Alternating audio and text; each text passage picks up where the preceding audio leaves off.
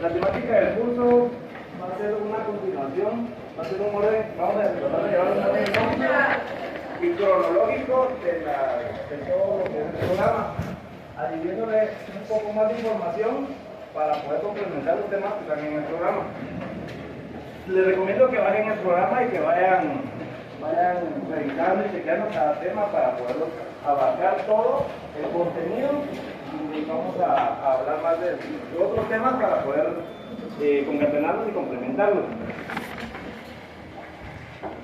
Me han preguntado sus compañeros con relación al material. Sí, les voy a dar material. También hay un libro que yo estoy utilizando que es de Derecho Internacional. Y es un programa Carlos Martínez. Está muy completo. Tiene el ABC del Derecho Internacional, que es muy bueno. Pueden sacar un resumen y pasarlo a ustedes para que tengan material para estudio. Como les indicaba la semana pasada, examen. El examen va a venir de lo que le damos en clase y parte del material. ¿Va a ser extenso? Sí, va a ser extenso. Preguntas, no es el momento para hablar de examen, pero para que vayan preparando. Preguntas directas. Vamos a tratar de evitar el selección múltiple, porque eso creo yo que los confunde mucho para el momento de que están analizando la pregunta. Entonces, creo yo que tenemos una pregunta directa o que me expongan de forma concreta lo que ustedes consideran con relación a cada institución que vamos a ver del curso. ¿Por qué les digo esto ahorita? Para que vayan leyendo durante todo el semestre y no leer 3 horas antes del examen, porque entonces no vamos a contestar. Vamos a tratar de no hacerlas con preguntas. Continuamos con el tema de hace 3 días. Nos quedamos con características. Antes de iniciar acá, les quedó claro qué estudia el derecho internacional público, sobre qué trata la materia en sí del derecho internacional público, cuál es el objetivo del derecho internacional público. ¿Alguna pregunta? ¿De ahí atrás? ¿Alguien que diga yo? Participación 5 minutos. Bueno.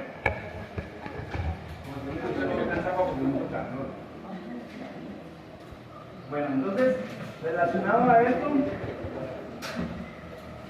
vamos a continuar con el tema que les digo, características. ¿Qué es el derecho internacional público? Ya definimos qué es el derecho, ya vimos su objetivo, ya vimos el objeto de reconocimiento de sus funciones, características.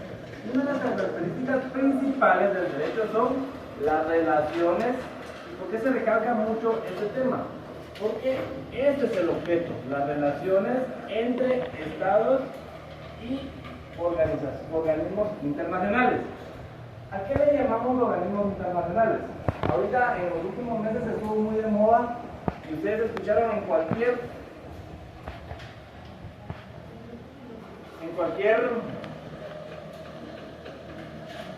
red o cualquier noticiero estas palabras o estas letras, OEA. ¿Qué significa la OEA?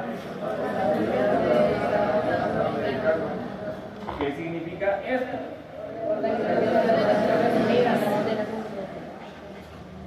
¿Y qué significa esto? Sistema Integrado Centroamericano. Entonces, esto es uno de los elementos o organismos internacionales en los cuales Guatemala es parte. Entonces, dentro de sus características está la relación con estos organismos internacionales. ¿Por qué puse la ONU en el medio? Porque la ONU es la unión de todos los países del mundo en esa asamblea. Por eso se llama, y esa nace en 1945, si no me equivoco, en su ley de la Carta de las Naciones Unidas.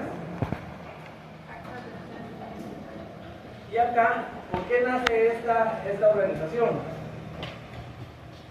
La ONU nace derivado del fin de la Segunda Guerra Mundial. Al finalizar la Segunda Guerra Mundial, la Alemania nazi es derrotada por los aliados Estados Unidos, Inglaterra y Rusia, y posteriormente Japón en el Pacífico. Por iniciativa de estos tres países se reúnen esos países que ganaron la guerra en su momento. Y poco a poco se fueron adhiriendo muchos más países. Todos los que participaron en la Segunda Guerra Mundial estuvieron de acuerdo en hacer esta organización internacional. Vamos a ver también la historia de eso, pero más adelante no nos vamos a confundir. Bueno, entonces, características: relaciones entre estados y organismos. México, Estados Unidos, Salvador, Panamá, Honduras, todos los países con los que Guatemala tiene relación. Y con los organismos internacionales, también está la OIT, Organización Internacional del Trabajo. Hay muchos tratados que los vamos a investigar en el segundo parcial, en donde Guatemala ha firmado esos convenios o tratados internacionales para el beneficio de quién, del Estado o de nosotros. Nosotros como habitantes del Estado de Guatemala. Para nosotros. ¿Por qué? ¿Por qué para nosotros? ¿Y por qué esas relaciones? ¿Se imaginan ustedes que nosotros, como países que estamos aislados del mundo, por ejemplo, uno de los ejemplos claros acá de los países que están aislados es Cuba, Nicaragua y Venezuela? Han escuchado también esa retórica durante estos meses, que Guatemala se va a convertir, bla, bla, bla, bla, bla. Bueno, esos países han sido excluidos derivado a un sistema político o una ideología política. Y ustedes ya saben qué es: socialismo, comunismo y todo lo que conlleva, o que todos esos, esa forma de gobernar los países. Entonces, nosotros, Guatemala es uno de los países más amigables de todo el mundo. Tenemos relaciones y embajadas y asimismo también consulados en varios países.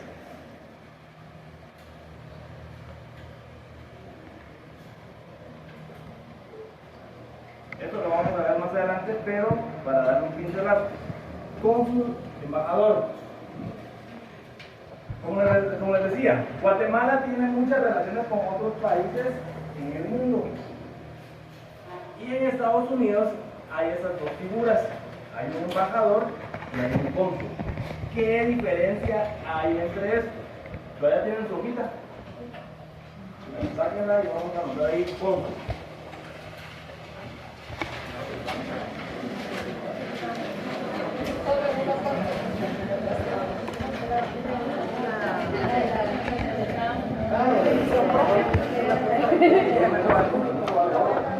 No vayan a hacer esa hoja porque esa hoja vale oro. ¿Qué dice la hoja? Yo tampoco. Bueno, entonces, la diferencia entre estos dos, derivado de las relaciones entre Guatemala y los otros países, es que el embajador es aquella persona, vamos a poner de ejemplo, es aquella persona que lleva en la espalda una mochila con parte del territorio de Guatemala. Es aquella persona que representa a Guatemala en otro país. Digamos que ese es el mapa de no soy muy buen jugando. Entonces, esto es un conjunto de países. Y el embajador es el representante de Guatemala en cada uno de esos países. Guatemala. Y este señor, en ese espacio donde está el consulado, la embajada de Guatemala, tiene soberanía. Y ese país en donde está no puede intervenir, no puede ocupar o entrar a la fuerza a este inmueble. ¿Por qué? Porque este señor lleva consigo esa maleta de soberanía que nosotros le dimos al momento que votamos por un partido político votamos por un partido político y lo hicimos ganar. Entonces, este señor tiene esa representatividad de Guatemala en el extranjero. Como, por ejemplo, nosotros podríamos ser todos y vivir en esta casita. Y vamos a ser embajadores de Guatemala en ese país. Primero, esto es el embajador. ¿Quién es el? ¿Alguien de aquí ha estado en Estados Unidos? No. Levante la mano, que nos ayude. Bueno, el cónsul es otra persona, es el primo hermano de este señor. El cónsul va a ser aquel representante de Guatemala, pero administrativamente.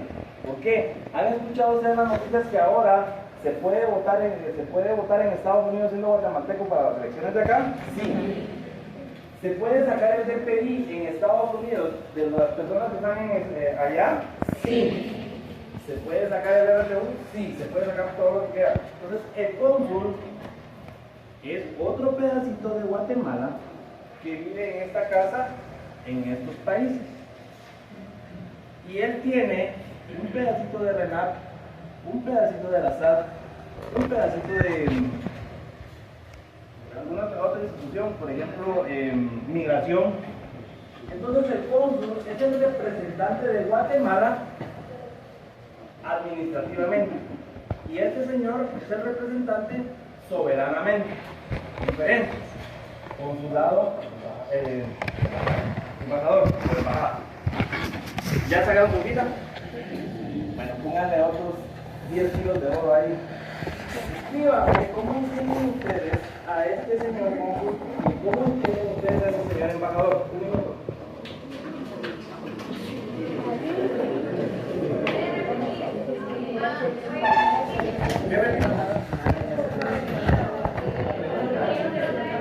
Mejor relacionado. Defíname quién es el cónsul y defíname quién es el embajador. En Rojita. Dios te lo pague. Dios te lo pague. No tiene. No. El embajador. El cónsul y en el embajador.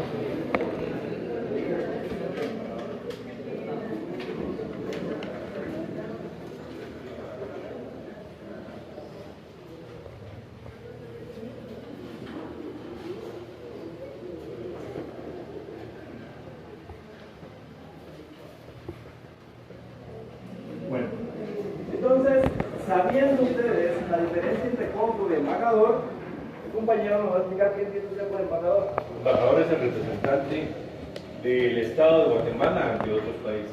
¿Y qué funciones tiene? Plenas, porque él representa al Estado de Guatemala, fue nombrado por el gobierno de Guatemala para que represente, en este caso, al Estado, lógicamente al presidente y nosotros en el Estado donde están nombrados. Representa al Estado, representa al presidente, pero el presidente ¿a quién representa? Al pueblo de Guatemala. Y ese señor que está allá de embajador nos representa a nosotros. ¿Quién es el cónsul? ¿Cuál es su nombre? Ahora, ¿quién es el cónsul? Que tiene funciones administrativas en otro país para funcionamiento del Estado de Guatemala en otro país. ¿Cómo decía usted al embajador? ¿Cuál es su nombre? Alejandra, ayúdanos. Yo entiendo que el embajador, como usted bien decía, es el representante soberano. Para decirlo en otras palabras, es como que Guatemala en otro país. Exacto, así es. Escuchamos esta palabra, que la soberanía, que el intervencionismo extranjero, que bla, bla, bla, todo lo que hemos escuchado. ¿Qué es esto? Vamos a ver. Ayúdenos. ¿Cuál es su nombre? Ayúdanos. ¿Qué es soberanía? ¿Qué es tu soberanía? Soberanía En las palabras que te salgan. es aquella persona que representa a sí mismo. Que representa a sí mismo. ¿Por qué representa? Por ejemplo, el embajador es soberano porque es la opinión de política en otro país. Y el presidente y lo que nosotros pensamos. Simbólicamente, Simbólicamente, política que el gobierno cuenta con simbólicamente, lo que el presidente, las decisiones del presidente nos convienen a nosotros. Para usted, ¿qué es la soberanía? Exacto. ¿Qué es esto? La soberanía es sinónimo, es el resultado, es la fuerza, el poder. ¿Pero el poder de quién? El pueblo. ¿Y quién es el pueblo? Nosotros, vosotros, ellos y ellos. Esa es la soberanía. ¿Ya? La soberanía es el poder. Cuando nos pregunten ahora, eso no se nos va a olvidar. ¿Qué es la soberanía? ¿Qué es el nombre? Belén. ¿Qué es la soberanía? ¿Cómo lo entendés? Aquí no miras.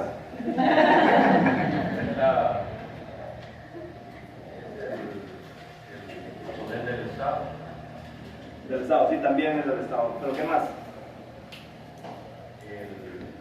El pueblo la delega cuando representa. Simplemente es el poder. No estamos conformes, vamos a manifestar. No estamos conformes, hacemos una petición. No estamos conformes, hacemos o ponemos en movimiento un órgano del Estado. No estamos conformes, demandamos. No estamos conformes, denunciamos. No estamos conformes, reclamamos. Esa es la soberanía. Nuestra soberanía es poder hacer lo que nosotros podemos dentro de nuestra casa. ¿Será que el vecino de ustedes puede ir a mandar a su casa? Y eso es lo que le llaman ahora la injerencia y todo lo que ustedes les. Yo te levanto la mano. ¿Qué quiere decir con decir que es un ente soberano entonces? El Estado es un ente, o sea, nosotros como tal somos un todo. Nosotros, cada uno de nosotros formamos el Estado, ¿verdad? A través de la población, de nuestras leyes, nuestro territorio. Entonces, la soberanía o el ente soberano es ese poder, es eso que nosotros tenemos. Por ejemplo, con esa noticia de Bangladesh que estaban estafando a la gente. Si usted es víctima de esa estafa, ¿qué haces? Denunciar. Tu poder, el poder, la acción, la libertad de acción, que tenés que lo regula el artículo 5 de la Constitución, por favor. Aquí creo que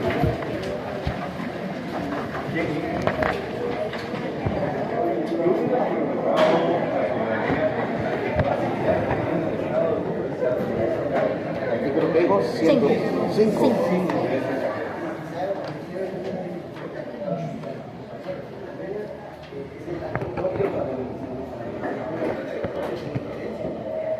Claro, pero ¿quién es el beneficio propio? O sea, ¿quién es jefe? ¿Quién es jefe? El poder. Pongan atención. ¿Puedes leer esa definición? Soberanía es el acto propio para beneficio del pueblo sin injerencia. Bueno, el acto propio para beneficio del pueblo, es lo que retrotraigamos 10 minutos antes. El beneficio propio. El presidente toma decisiones en beneficio de nosotros.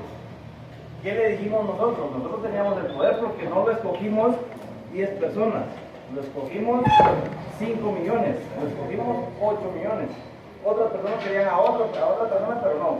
Entonces, ese beneficio propio o esa facultad que nosotros tenemos, esa atribución que nosotros tenemos como ser humano, como derecho humano, se traduce en el artículo 5. Leámoslo, por favor.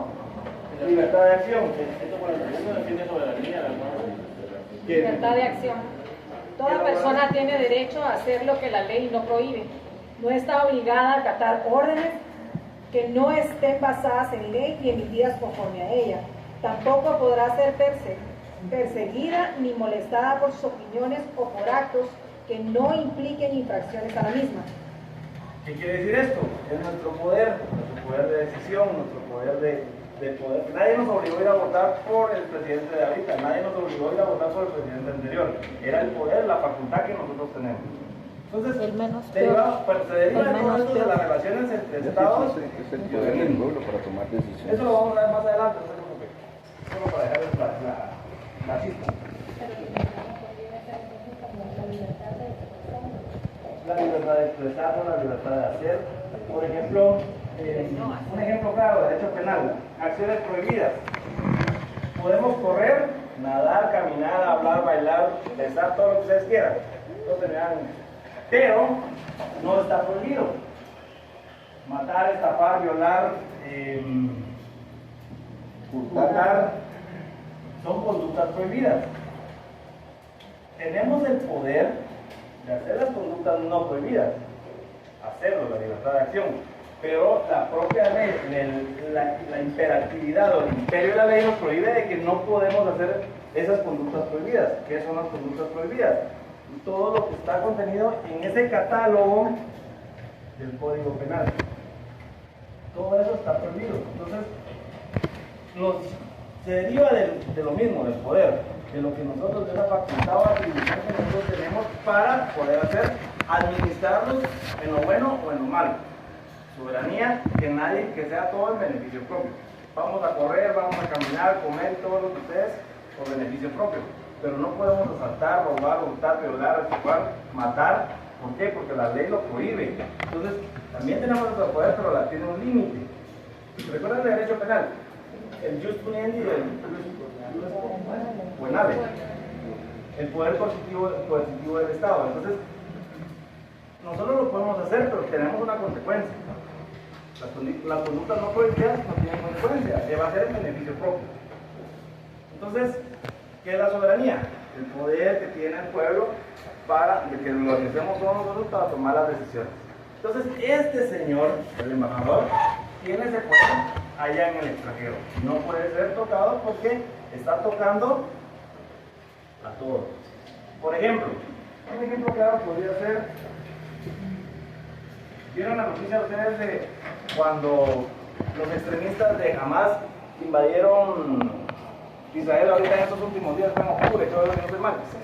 ¿Qué fue lo primero que hicieron los países que tienen embajadores en Israel? Sacar a todos sus embajadores para que no les hicieran daño. ¿Por qué? Porque si les hacen daño es una agresión directamente en este caso en concreto de Hamas en contra del país.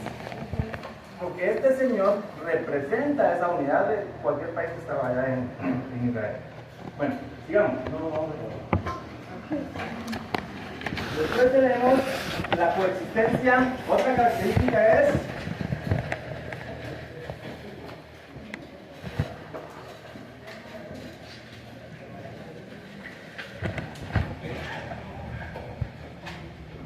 la coexistencia de la comunidad internacional. Lo que les decía, sabemos de que existe esta organización y nosotros somos parte. ¿Ya? ¿Qué país no es parte de la OEA? Cuba. ¿Ya? ¿Qué país no es parte de la ONU? Aquellos que no han sido reconocidos como tal, que no tienen esa soberanía, que dependen de otro país. Por ejemplo, muchos países, y han escuchado ustedes, ¿qué diferencia hay entre estos dos? Uno es continental y el otro es una isla. Pero, derivado de a tiempos remotos atrás, cuando Mao Zedong quiso abarcar todo, bueno, él era de aquí.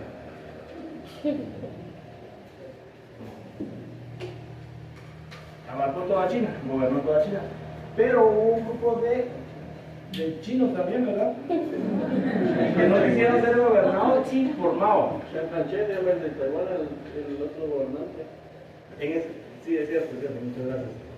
Entonces Taiwán se separó de China. Entonces, en la ONU reconocen a China como parte de las Naciones Unidas, pero China reconoce a Taiwán como parte de su territorio.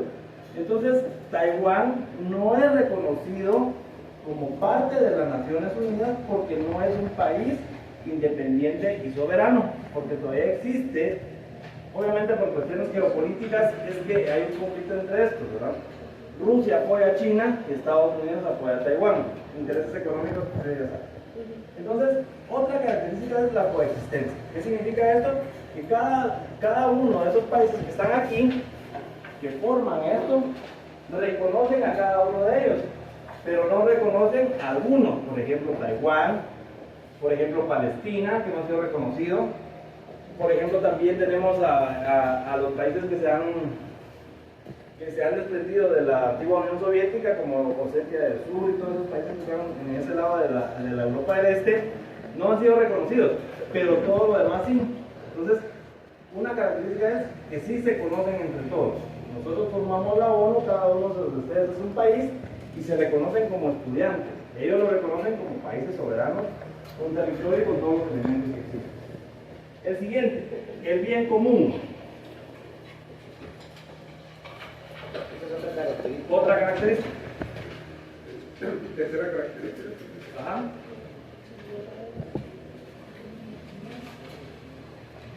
Bien común.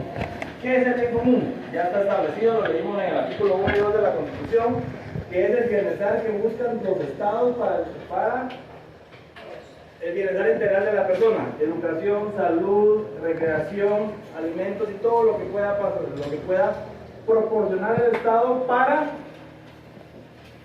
tener unas buenas condiciones a todos sus habitantes. ¿Pasa aquí?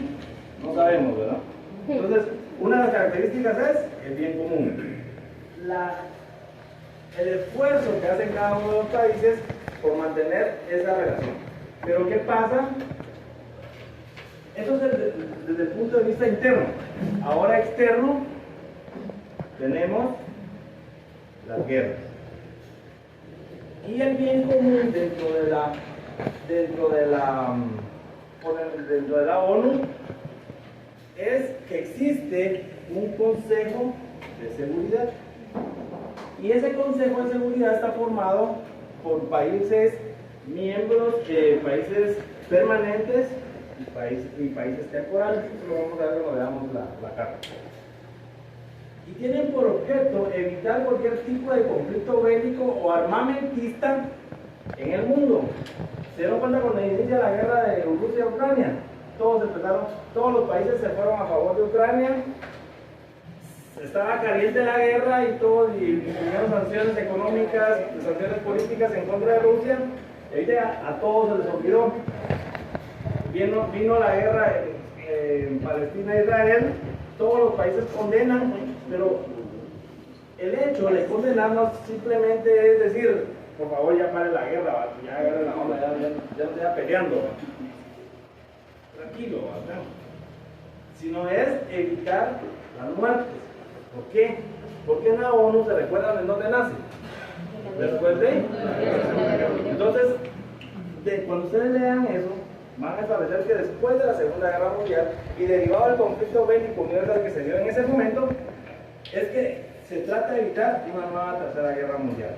¿Por qué? Porque se vieron involucrados todos los países, en este caso fue Alemania, y algo muy Alemania y toda la Europa del Este y toda la Europa Occidental. Después se agarra todo el Pacífico y África. Cuando Alemania invade África, ya se África todas. De hecho, después de cuando ya ingresa Estados Unidos a la guerra, también ya la guerra venía para América.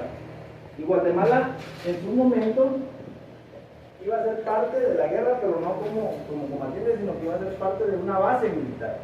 ¿Por qué creen ustedes que se llama Hospital Roosevelt, Calzada Roosevelt? Porque en ese momento de la historia, la Calzada Roosevelt iba a ser un aeropuerto. Porque sabían de que la Alemania iba a venir a invadir el canal de Panamá. ¿Para qué? Para bloquear el comercio internacional a favor de Estados Unidos y de toda América. Entonces, aquí en Guatemala, pues es que ese hospital no era un hospital militar. Entonces, derivado de todo lo que aconteció en ese momento, una de las características del derecho internacional es velar por el bien común y la paz mundial. Bien. El respeto a la igualdad. Respetar a los países entre ellos, ser iguales en derechos y obligaciones. Y algo muy importante es este Consejo de Seguridad. Les decía que hay países permanentes Si no son más, son 5. No recuerdo muy bien. Estaba Estados Unidos, Rusia, China, Francia, Inglaterra. Sí, son 5. Países permanentes del Consejo de Seguridad. Pero, ¿por qué son permanentes ellos? Porque ellos crearon o tuvieron la idea de hacer la ONU en su momento. Pero hay dos vacantes que se llaman países o miembros temporales. Y estos miembros temporales también tienen el objeto de poderse postular para poder ser miembros de ese Consejo de Seguridad. Y lo hace y lo votan la Asamblea General de la ONU. Y gana obviamente que tenga más votos, ¿verdad? Entonces, ese es un ejemplo para establecer esa igualdad y ese respeto de derechos que tiene cada uno de los países en la Asamblea General. En este caso es la ONU. No abran. Dijo, quiero que sea permanente. Aquí ya está en la ONU. Los temporales es cuando son en la asamblea. No, vean. Los países, la pregunta de la compañera es quiénes son los países permanentes y los países temporales. Estamos hablando del Consejo de Seguridad. Y el Consejo de Seguridad tiene esos 5 países: Estados Unidos, Rusia, China, Francia e Inglaterra. Fijos, ellos gobiernan las guerras, así de sencillo. Puede ser, pero hay potencias nucleares en Corea del Norte, que no es país permanente. Hay potencia nuclear, por ejemplo, en la India, Pakistán, pertenecen a la ONU, pero no son permanentes. No es porque sean países nucleares o países nucleares. Irán también, pero... Entonces, ellos al momento de crear la ONU en 1945 hacen este consejo. Y ellos son permanentes, ellos no los pueden quitar. El ejemplo era con relación a la igualdad de derechos y obligaciones de los países dentro de la ONU. Pero hay 2 plazas vacantes que se llaman países temporales y duran en sus funciones 2 años cada país, pero y lo escoge la Asamblea General. ¿Quién es la Asamblea General? Todos los países que conforman la ONU. La Asamblea General somos todos nosotros, cada uno de ustedes es un país y ustedes van a votar por dos compañeros de ustedes para que sean parte del Consejo de Seguridad. De hecho, Guatemala estuvo en competencia con la Venezuela. Guatemala quiso ser parte, pero fue tan dura la pelea, fue tan dura la votación que no lograron ni Venezuela ni Guatemala ser parte del Consejo de Seguridad. Porque obviamente, en ese momento estaba Hugo Chávez en Venezuela porque empezaba el socialismo en Venezuela y parte de los países de la ONU estaban a favor de Guatemala. Entonces, no se logró ningún consenso y terminó un país tercero siendo parte del Consejo. Pero entonces, su pregunta está enfocada en que los países permanentes únicamente son del Consejo de Seguridad y los otros 2 son temporales del Consejo de Seguridad, aparte de la asamblea que conforman todos los países de la ONU.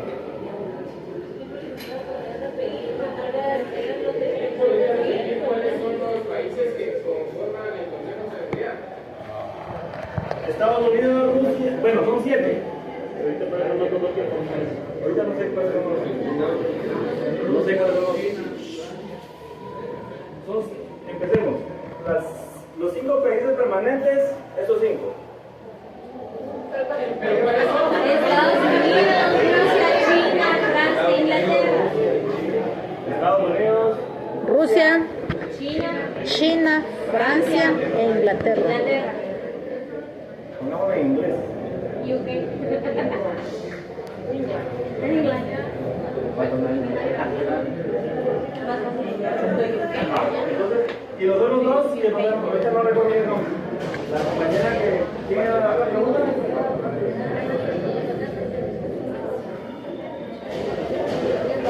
Muchas gracias.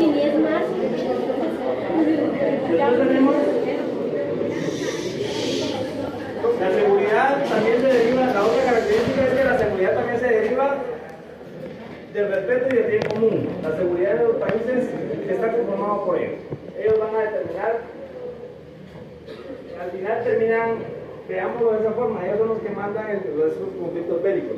Ellos van a decir, tal vez no declarándolo, pero sí van a decir que se peleen.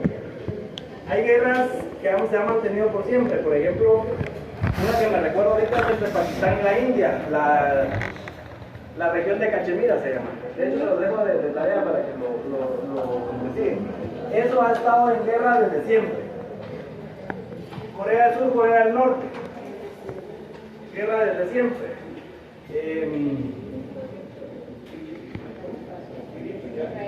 Siria, Irak, Libia, todos los países del Oriente en contra de Israel. Y los grupos extremistas. Pero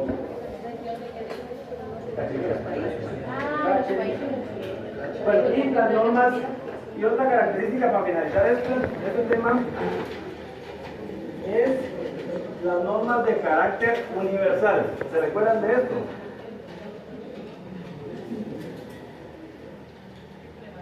Las normas de carácter universal, que es el Jus Cogens.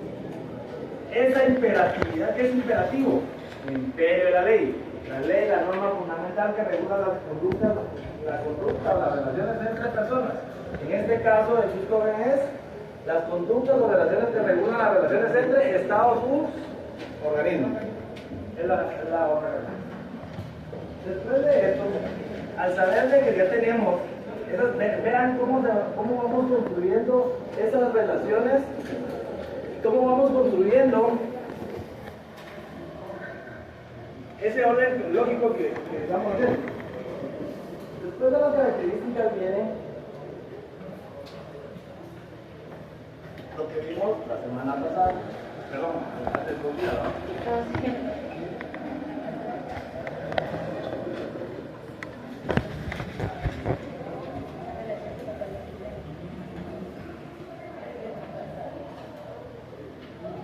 Después de haber visto que hay relaciones armoniosas entre los países, hay una coexistencia de la comunidad internacional, el bien común, el respeto, la igualdad entre dar y recibir, órganos descentralizados, la OEA, órganos internacionales.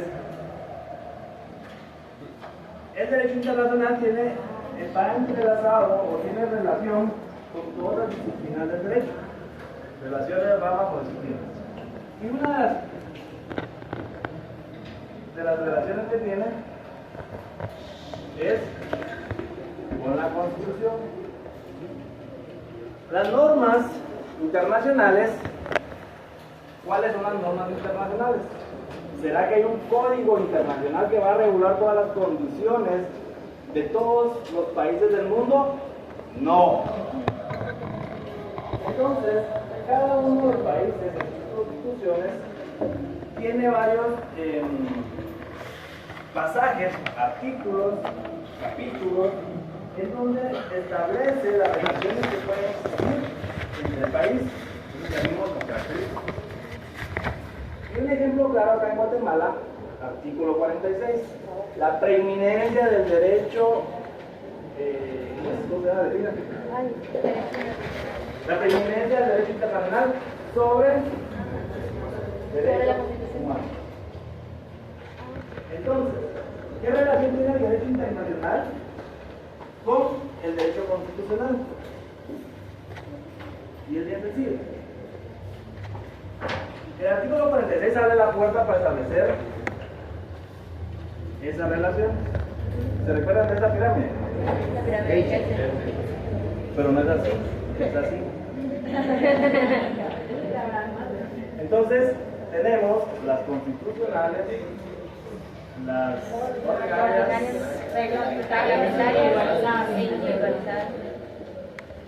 y encima de esas están las internacionales, pero punto y coma, entre comillas, corchetes, llaves, derechos humanos. ¿Será que un tratado y convenio internacional sobre comercio, sobre comercio terrestre, comercio marítimo, comercio aéreo, ¿puede estar encima de estas? No. Tiene que ser derechos humanos. Derechos humanos. Derechos humanos, derechos humanos. No se puede salir de ahí. Es que quisiera saber su opinión de por qué considera que las convenios internacionales están arriba de la Constitución, porque normalmente nos enseñan y nos indican que va a la par de la Constitución. Fíjense que es cuestión de criterios. Es cuestión de criterios. Porque, por ejemplo, cuando ustedes estudian una maestría de Derecho Constitucional o estudian una maestría de Derechos Humanos, van a ver, hay una institución que se llama el control de convencionalidad. Y hay, eso es en constitucional. En derechos humanos hay derechos de primera hasta cuarta generación. Clase. Es un tema bien extenso, pero es interesante. El control de convencionalidad significa control. Empecemos y desglosemos esta definición. Control. ¿Qué es control? Tener mando, tener control, va a ganar la redundancia. Y convencionalidad no es de convencer, sino es de convención. Al hablar de convención o control de convencionalidad tenemos Convención sobre los derechos del niño, Convención sobre los derechos políticos, Convención Internacional sobre los derechos contra la trata de personas, la Convención contra la eliminación de la violencia contra la mujer, esto se llama, no recuerdo el nombre, pero es Belén do Pará o la CEDAW. La CEDAW. Entonces, esas convenciones,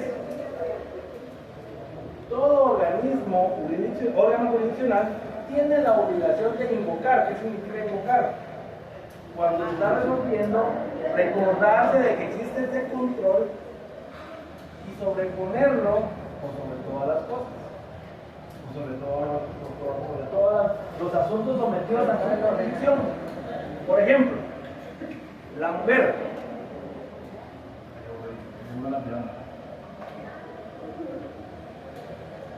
Ordinarias. Las normas ordinarias. La ley de violencia, la ley contra el femicidio y otras formas de violencia contra la mujer. Es una ley ordinaria, pero está basada en la Convención CEDAW, Convención Belén do Pará y otras convenciones sobre derechos humanos para erradicar esa violencia en contra de. Entonces, por eso le decía que el control de convencionalidad dice, establece las normas 1, 2, 3, 4. Dice, no pegarle a la mujer, no maltratarla, no insultarla, no patearla, no pegarle con los puños.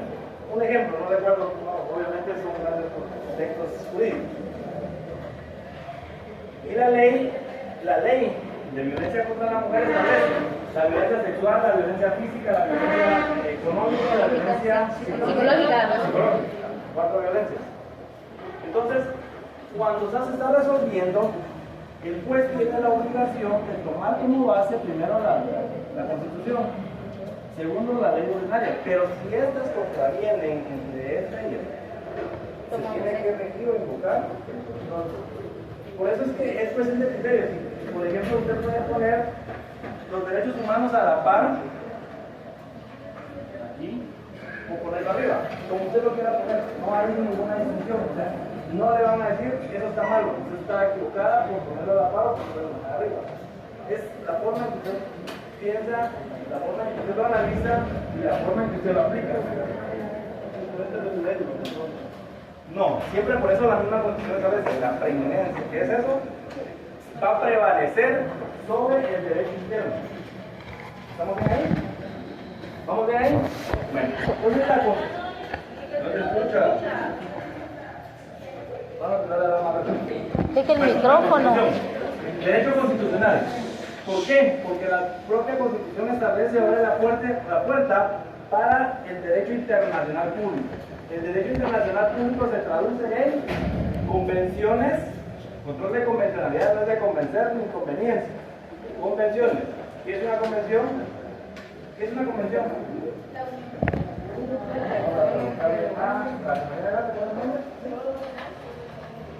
Para hacer esta convención.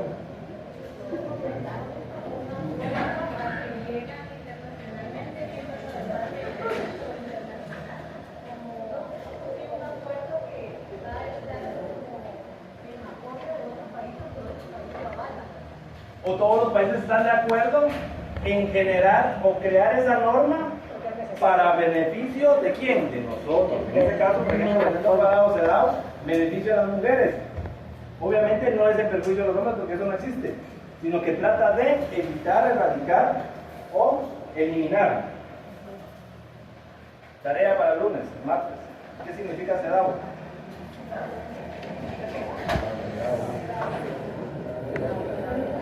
Bueno, CEDAW. Después de eso tenemos el derecho administrativo. ¿Sí, perdón? ¿Qué manda? ¿Qué significa CEDAW? Y lo anotan ahí en la esquinita de su cuaderno. Eso no se los va a olvidar. Administrativo. El derecho administrativo. ¿Se recuerdan quién es el ministro de Relaciones Exteriores? Es el canciller. El canciller lo van a denominar canciller cuando él esté fuera del país. O le van a decir ministro de... Es el sinónimo. Pero acá nosotros decimos ministro de Relaciones Exteriores. Y él va a emitir disposiciones, acuerdos de carácter administrativo. ¿Por qué? Porque todo el organismo ejecutivo realiza actividades administrativas, de administración pública. Entonces, en el derecho administrativo, como su nombre lo indica, va a abarcar toda la administración pública y establece que va a crear las normas para poder aplicar lo que se dio allá en el extranjero, aplicarlo acá. Por ejemplo, Guatemala participó en la Convención sobre los Derechos del Niño. Pero no simplemente es, bueno, ya llegó Guatemala, así que bonito, yo aporto esto, yo aporto lo otro. Entonces, lo tenemos que volver ley en Guatemala. Y derivado de esa Convención de Derechos del Niño, nace la famosa PINA, a través de un proceso legislativo en donde la hace ley ordinaria. Entonces, tenemos la ley ordinaria que se llama la ley PINA, pero también tenemos la Convención sobre los Derechos del Niño. Tenemos dos cuerpos legales, uno internacional y uno nacional. ¿Que son lo mismo? No son lo mismo. ¿Por qué? Porque ¿qué es convención? Como decía la compañera, es el aporte de cada país.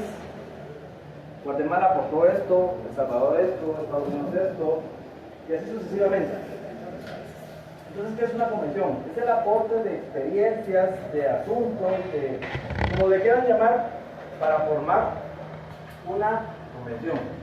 Y que todos los países tengan participación.